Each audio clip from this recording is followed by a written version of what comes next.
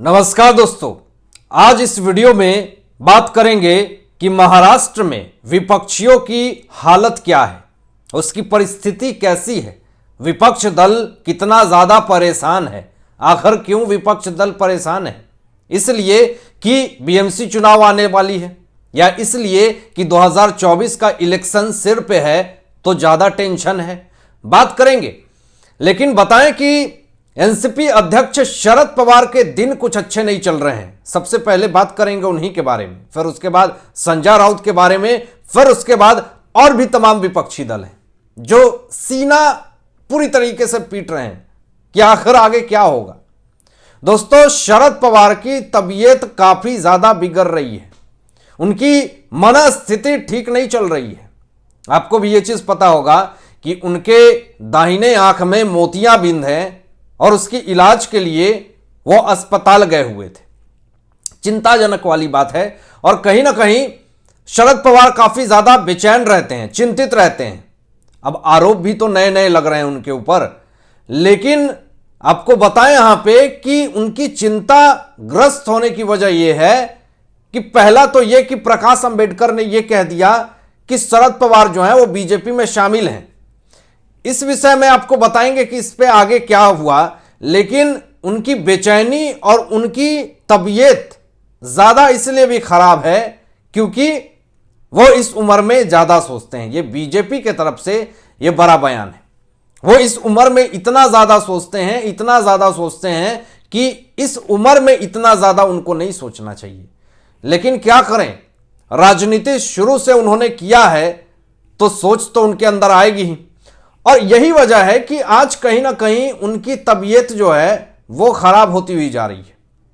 और दूसरी तरफ नया गठबंधन जो बनाया है उद्धव ठाकरे ने वंचित बहुजन अघाड़ी से, और नए नए आए और उसके बाद उन्होंने ये बयान दे दिया शरद पवार को लेकर के कि शरद पवार का साठगांठ जो है वो कहीं ना कहीं बीजेपी से तो है।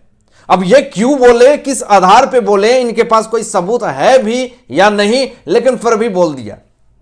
लेकिन संजय राउत बार बार इस बयान पे पर्दा डालने की कोशिश कर रहे हैं, क्योंकि आपको बताएं कि संजय राउत तो थोड़ा सा प्रकाश अंबेडकर को समझाए होंगे कि ये संकट मोचन है शरद पवार, इसके बारे में ऐसी बात मत बोलो, नहीं तो गठबंधन तो अभी नए नए किए हो, पता नहीं ये कब टूट जाए। पर्दा डालते हुए संजय राउत ने मीडिया में यह बात बार बार बोलने की कोशिश की। कल भी बोला, आज भी बोल रहे हैं। ये बार बार पॉइंट आउट करवाने की कोशिश कर रहे हैं संजय राउत। यह बात तो सिद्ध हो जाता है कि संजय राउत जो हैं वो शरद पवार के काफी ज्यादा करीबी है, खासम खास है। आरोप भी लगता था कि ये उद्धव ठाकरे के कम करीबी, शरद पवार के ज्यादा करीबी। कैसे ये प्रूफ हुआ? क्योंकि ये पर्दा डालने का काम कर रहे हैं, उनके प्रकाश अंबेडकर के बयानों पे पर्दा डालने का काम कर रहे हैं। दोस्तों, शरद पवार के बारे में संजय राउत ने यह साफ तौर पे टिप्पणियां दी, ये बात कही कि शरद पवार कभी भी बीजेपी का समर्थन नहीं कर सकते हैं। शरद पवार तो सबसे ज्यादा एंटी हैं बीजेपी के। लेकिन यह बात तो कह दिया संजय राउत ने, लेकिन शायद वो दिन याद नहीं है इनको, शायद कि पिछले दिनों पुणे में अजीत पवार और एकनाथ शिंदे थे और बगल में शरद पवार भी थे और किस तरीके से गले लगा रहे थे शरद पवार। और एकनाथ शिंदे जी ने यह भी किया था कि समय समय पे शरद पवार जो हैं वो हमें कॉल करते रहते हैं, बहुत ही अच्छा गाइड करते हैं, कुछ भी समस्या होती है तो शरद पवार मुझे हमेशा गाइड करते हैं। तो ये बात जब एकनाथ शिंदे जी ने कही तो शायद प्रकाश अंबेडकर को यह बात सुनने में आया होगा, इसलिए वो ये बात कह रहे हैं कि शरद पवार जो है वो बीजेपी और शिंदे गुट में संपर्क में है, शामिल हैं। लेकिन संजय राउत ये भी बार बार कह रहे हैं कि ऐसा नहीं हो सकता है, सबसे बड़ा विरोधाभासी जो हैं वो तो शरद पवार ही हैं बीजेपी के, ऐसा नहीं हो सकता है। और उन्होंने ये भी किया कि जितने भी विपक्षी दल हैं जो भी विरोध करते हैं बीजेपी का, उन सब से इनका अच्छा खासा संगठन है, उन सब से ये अच्छा खासा मेल मिलाप करके रखते हैं। तो प्रकाश अंबेडकर जी, आप ये बात ना बोलें तो ज़्यादा अच्छा होगा। ये बात दोस्तों बार बार संजय राउत कह रहे थे, और ये बार बार कहने का मकसद बस यही है कि वो किसी भी तरीके से नहीं चाहते हैं कि शरद पवार के खिलाफ जो प्रकाश अंबेडकर हैं जो ये बयान दे रहे हैं, उससे कहीं ना कहीं शरद पवार के समर्थक जो हैं वो प्रकाश अंबेडकर को हेट करेंगे। और दूसरी तरफ दोस्तों ये भी बात है कि प्रकाश अंबेडकर हो सकता है कि ये दिखाने के लिए बोल रहे हो, अंदर ही अंदर शरद पवार और प्रकाश अंबेडकर के अच्छे रिश्ते हो, ये भी हो सकता है, क्योंकि पब्लिक के बीच में कुछ और होता है और अंदर अंदर कुछ और होता है। क्योंकि मुझे याद है जब गठबंधन हुआ था तो प्रकाश अंबेडकर जी ने यह कहा था कि मुझे पूरी तरीके से इच्छा है कि शरद पवार मेरे पास आए, हम दोनों मिलेंगे, गठबंधन करेंगे। यानी एक चाहत यह भी है प्रकाश अंबेडकर जी की कि वो चाहते हैं कि शरद पवार यानी एनसीपी, कांग्रेस, ये सब के साथ जो है वो गठबंधन कर लिया जाए।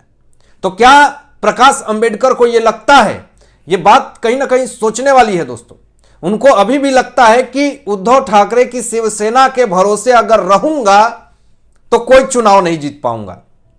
बीएमसी चुनाव 2024 का इलेक्शन, क्योंकि जिस तरीके के उनके आंकड़े हैं और जिस तरीके से उनका अब वर्चस्व है, उस आधार पे अगर प्रकाश अंबेडकर रहें तो शायद कोई भी इलेक्शन वो ना जीत पाए।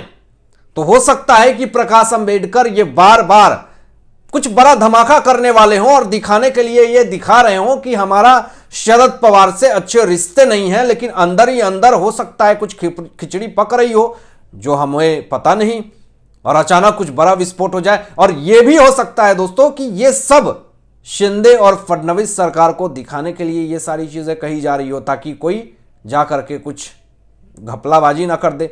लेकिन दोस्तों ये पूरी तरीके से गलत है। शिंदे फडणवीस सरकार ने कभी भी वंचित बहुजन अघाड़ी गठबंधन के खिलाफ आवाज नहीं उठाई, कभी भी उद्धव ठाकरे की शिवसेना के लिए आवाज नहीं उठाई, एनसीपी कांग्रेस के खिलाफ आवाज नहीं उठाई। हां, आवाज उठाई है जो इन्होंने गलत काम किया, जो फर्जी वारे किए, उसके खिलाफ आवाज उठाई है, और उठाना भी चाहिए, हर किसी को उठाना चाहिए।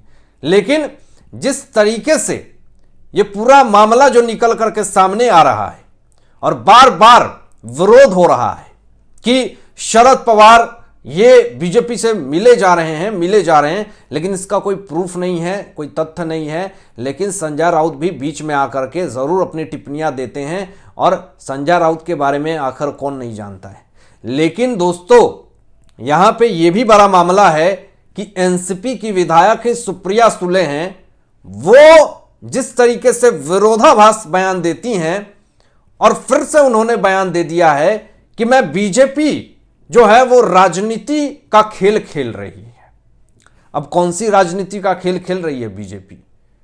अगर कोई भी पार्टी अपने पार्टी को बचाने के लिए अगर वो बुलंदता से अपनी बात को रखती है, बुलंदता से अगर आवाज को उठाती है, तो क्या बीजेपी आक्रामकता का रुख कर रही है? बीजेपी आलोचना कर रही है?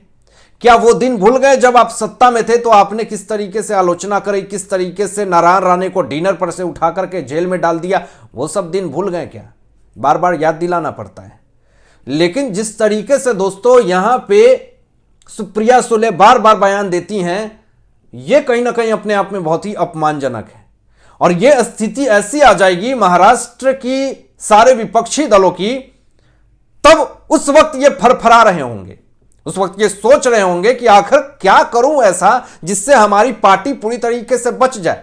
लेकिन जो जो बयान ये लोग दे रहे हैं वो सब रिकॉर्ड हो रहा है, वो सारी चीजें रिकॉर्ड हो रही हैं, सब कुछ आंखों के सामने है। तो जिस तरीके से विरोधाभास बयान दिया जा रहा है विपक्षी दलों से, वो कम किया जाए सबसे पहले, तभी जाकर के महाराष्ट्र की जनता भी समझेगी। क्योंकि आपको भी ये पता है कि जो इंसान गलत होता है वो ज्यादा फरफराता है, वो ज्यादा अनपेशेंस होकर के बातें कहता है।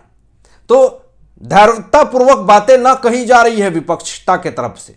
तो ये साफ तौर पे पता चलता है कि ये लोग जिस तरीके से इनकी बेचैनी बढ़ रही है, इनकी समस्याएं बढ़ रही है, ये सब आने वाले समय का चुनाव का डर है और कुछ नहीं है। आप क्या सोचते हैं इन तमाम मुद्दों पे? अपनी विचार जरूर व्यक्त कीजिएगा। धन्यवाद।